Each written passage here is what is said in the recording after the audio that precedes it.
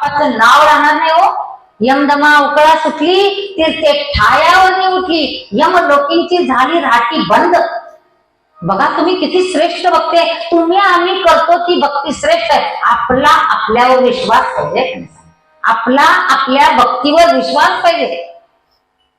M लोकींची झाली राठी बंद. M म्हणे काय यमावे, दम म्हणे काय खावे, तीर्थे म्हणती काय काय दोष ओखदाची नाही. इथं दोष राहत नाही, निर्दोष असतं हे सगळं. आपण सुद्धा दोषी असलो तरी निर्दोष. कथा त्रिवेणी संगम, देव भक्त आणि नाम, ते तिचे उत्तम चरण रज वंदिता. जळती दोषांचे डोंगर, शुद्ध होती नारी नर. काय होते या कीर्तना डोंगराला पाप असलं तरी जळून जाते हो. इतकं श्रेष्ठ आहे कीर्तन. कलियुगा माझी करावे, कलियुगा माझी करावे, कलियुगा माझी करावे, कलियुगा माझी करावे, कलियुगा माझी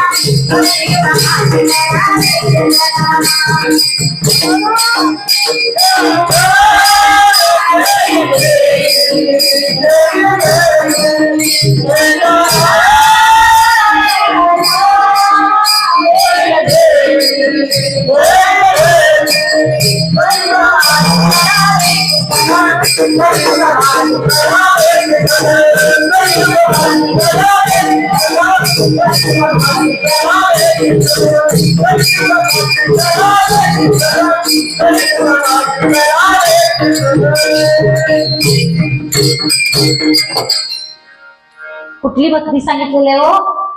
कलियुगा माझे करावे कीर्तन, तेने नारायण देईल भेट. मग हे कीर्तन काही रोजच्या रोज नसतं. मग आपलं आपण सुद्धा कीर्तन करू शकतो. आम्ही म्हणलं का नाही, अहो 15 दिवसातनं 2 कीर्तन असतात हो, येत जावा. त्या काय म्हणतात माहिती का, सलगी असल्यामुळे आमचं रोज कीर्तन चालू. तुझी 15 दिवसातले तर 2 असली.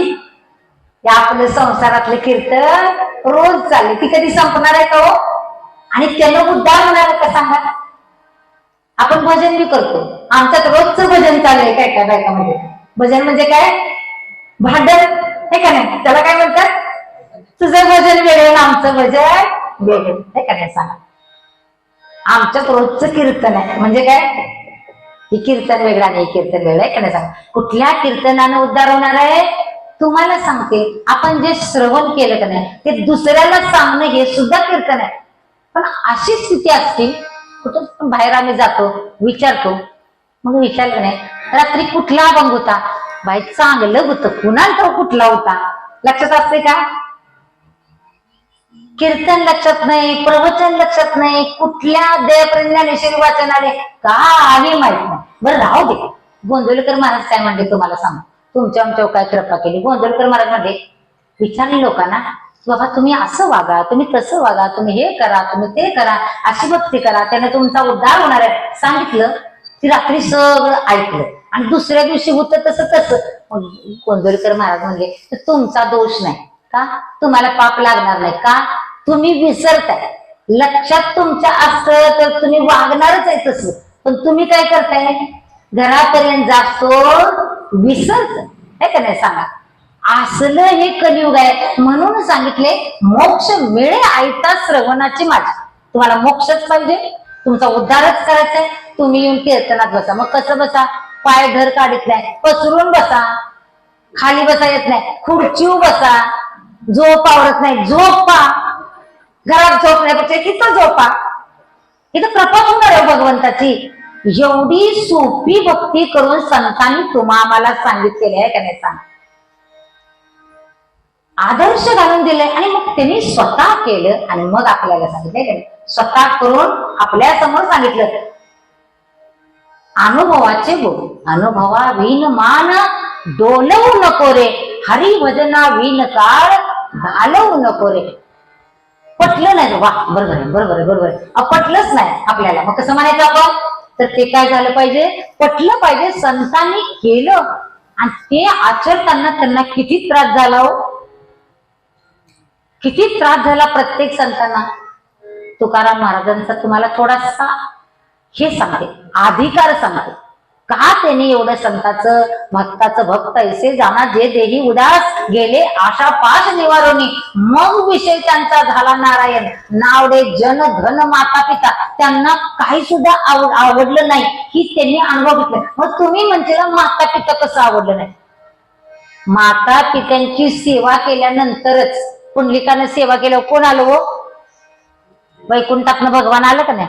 एवढं तर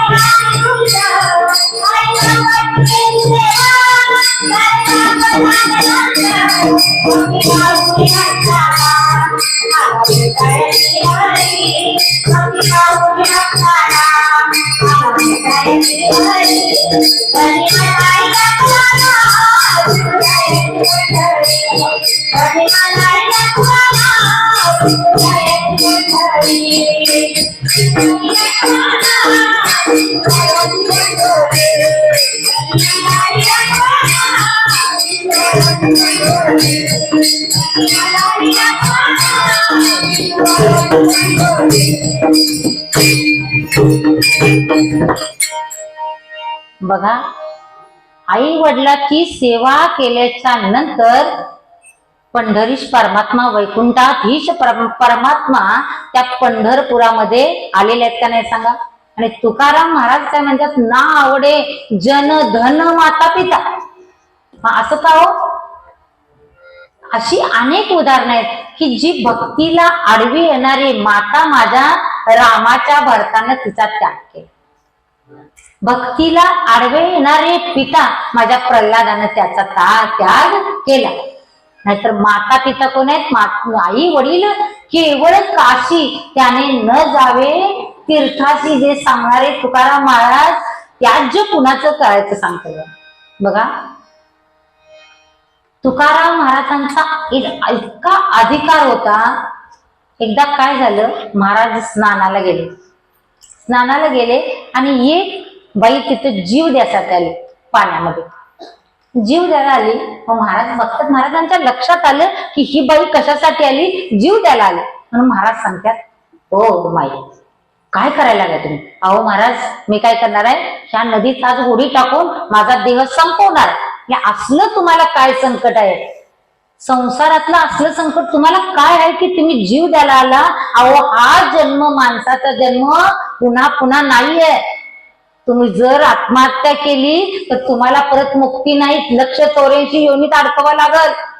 आणि माऊली तुम्ही जीव देऊ नका, अहो माझ्या प्रभूचं नाव गोड आहे, तुमच्या आयुष्याचा तुम्ही उद्धार करून घ्या, असं करू नका. त्यावेळेला ती माऊली काय म्हणते माहिती, महाराज तुम्ही सांगताय ते बरोबर आहे, पण माझ्यावर महान मोठा अन्याय झालेला आहे आणि त्या अन्यायामुळं माझ्यावर कुचिष्टांनी अन्याय केलाय आणि अन्याय करून माझ्या पोटामध्ये त्या अन्यायाच्या लोकांचा गर्भ वाढते आणि मला आता तो कुणाचा गर्भ म्हणून जर नाव विचारलं तर मी काय सांगू, माझं लग्नच. काय म्हणायला लागली ती बाई, बघा महाराज म्हणजे एवढंच तुम्हाला कोड आहे हो, अहो कशाला चिंता करता तुम्ही, सांगा की तुकारामाचा आहे म्हणून. कुणी जर विचारलंच तुम्हाला तुझ्या पोटातला गर्भ कोणाचा, तुकारामाचा आहे म्हणून सांगा. बघा आणि झालं. बघा संतच हो तुकाराम महाराज, त्यांचं काही शब्द त्यांचा आलिंगने संतांची दिव्य झाली माझी काय, नवे नवे संतांच्या नजरेत सुद्धा नुसती नजर पडली, दर्शन तर लांबच पण आपला उद्धार झाल्याशिवाय राहणार नाही. आली ती बाई, जीव दिला नाही आणि कुणी तिला विचारल्यानंतर तिने सांगितलं कुणाचं आहे म्हणलं, तुकारामांचं आहे.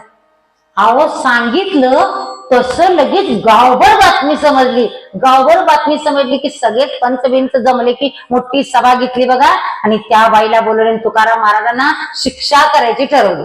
बघा महाराजांना समोर बसवलं, त्या बाईला पण बोलवलं समोर आणि विचारायला लागले, ओ बाई पोटातला गर्भ कोणाचा आहे, काय रे तू क्या, तू भजन करतोस, कीर्तन करतोस, असले धंदे करतोस काय, अरे या बाईच्या पोटातला गर्भ कोणाचा आहे सांग. अशी लोक विचारायला. तुकाराम महाराज म्हणले, अहो मला कशाला तुम्ही विचारता, त्या गर्भालाच तुम्ही विचारा ना कुणाचं आहे ते. पण ताकद आहे तो कुणाकडे गर्भाला विचारायची. त्यावेळेला तुकाराम महाराजांनी विचारलं, अरे गर्भा तू कुणाचा जरा खरंच सांग जरा या लोकांना.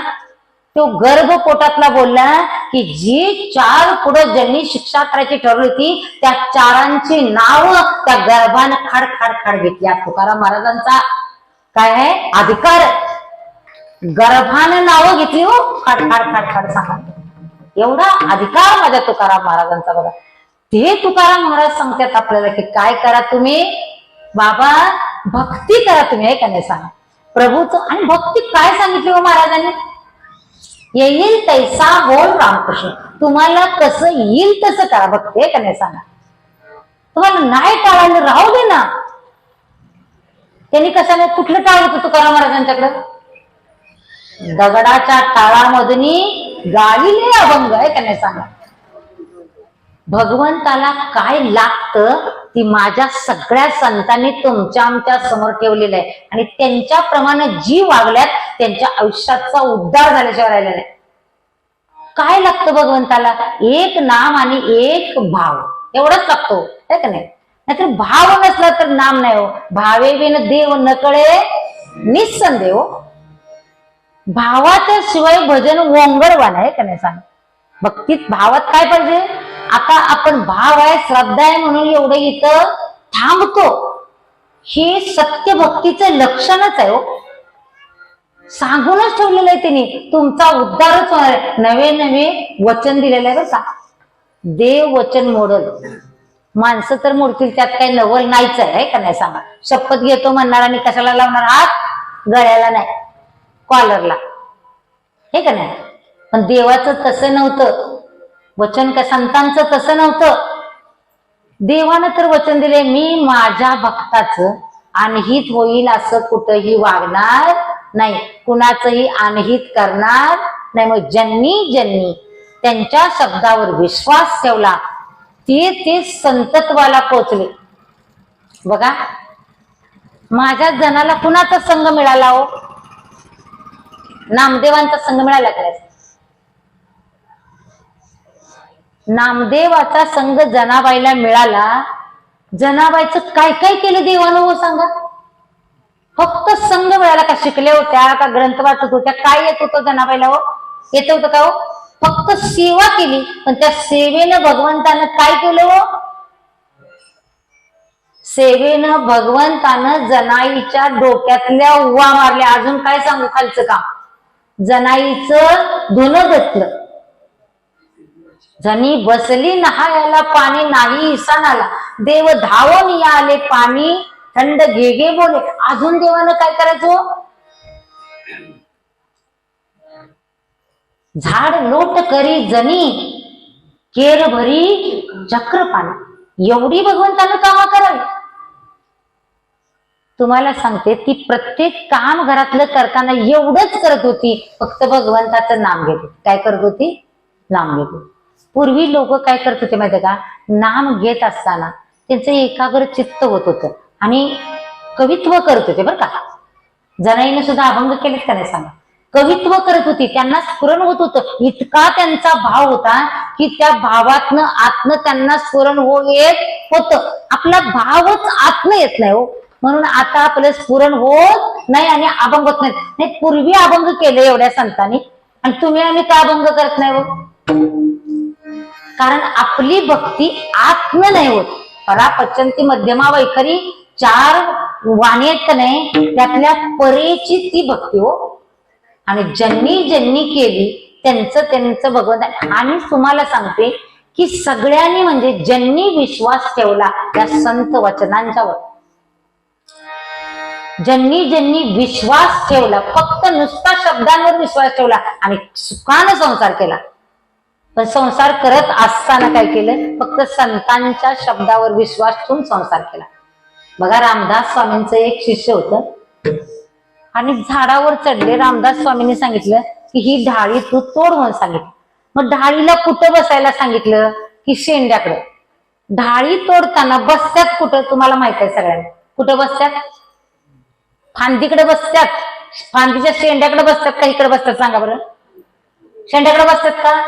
बसत नाहीत. पण महाराजांनी सांगितलं शेंड्याकडे बस म्हटल्यावर तो शिष्य शेंड्याकडे बसला आणि माणसं खालनं जाणार म्हणायला लागले, अरे कुठं बसलायस तू? खाली पडकी विहीर आहे आणि इकडे बसून तोडायला लागलायस. ते म्हणलं, महाराजांनी जसं सांगितलंय मला. अरे पडशील बाबा, जीव जाईल तुझा, ती फांदी तुटणार आहे, आता तुटल. त्याने काय ऐकलं का? नाही, माझ्या महाराजांनी सांगितले तेच खरं. आणि तोडली फांदी. फांदी सकट खाली पडक्या वेळी याचा तसा आला. सगळं गाव जमलं हो, आता मेला म्हणून. पण ज्या वेळेला तो सुख भोगून वर आला त्यावेळेला आज त्याला काय केलं? ब्रह्मांडाचं दर्शन दिलं हो महाराजांना. इतकी त्यांच्या शब्दात ताकद असते हो. पण आपण काय करतो? संशय घेतो. म्हणून सांगितलेलं आहे बघा, एक वाक्य बघा याच्यामध्ये, संशयावनी घोर आणि पाप नाही थोर, विनाशाची वाघूर प्राणी असे. ते काय करणार नाही हो? काय नोहे केले एका चिंतिता विठ्ठल. हे का नाही सांगा? अवघड असं संतांना काही सुद्धा नाही. म्हणून काय करायचं? विश्वास ठेवायचा. जनाचा आणि धनाचा ना आवडे हो, त्यांना आवडतच नव्हतं. धन पण नाही आणि जन पण नाही आणि माता पिता सुद्धा नाही. माता पिता आवडत नव्हतं, भक्तीत आडू येणारी माता पिता आवडत नव्हतं. नाहीतर काय? माता पित्यांची सेवाच करून सांगितलेले आहे का नाही सांग? आणि जर आपण आपल्या घरी आई वडील असताना जर आई वडिलांची सेवा नाही करून जर भक्ती केली तर ती भक्ती संतांना मान्य नाही. माता पिता की सेवा की नहीं, ओ मंदिर जाने से क्या फायदा. काही सुद्धा फायदा होणार नाही. देव भेटेल तुझला आपुल्या घरी, देव भेटेल तुझला आपुल्या घरी. आई वडिलांच्या भावना चरणावरी, आई वडिलांच्या भावना चरणावरी, आई वडिलांच्या भावना चरणावरी. आपुल्या घरी देव भेटेल तुझला, आपुल्या घरी